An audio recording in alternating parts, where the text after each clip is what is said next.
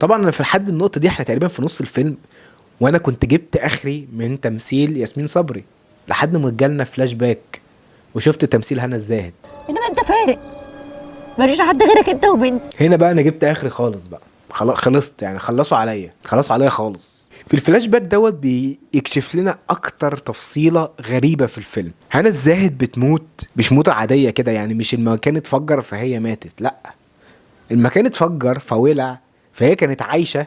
كريم عبد العزيز قال انا كل مره بتنادى عليا كانها بتقول لي في عينيها امشي انت عشان بنتنا، راح جاي مطلع مسدس وقتلها.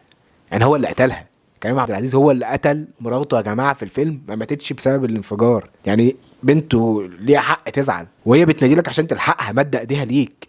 انت بقى ده انت واهم يا ريس، انت مجنون، انت مجنون، ها انت مجنون، انت اللي قتلها. مفيش حاجه اسمها رصاصه الرحمه، رصاصه رحمه ايه، رحمه ايه، رحمه ماتت. اطلع يا عم انت، هات شويه ميه ولا اعمل اي حاجه، اتصرف، اجري اتصرف، الحقها لسه عايشه والله. لا بس ازاي؟ دراما، في دراما مكتوبه متكلفه هنا، في دراما متكلفه هنا.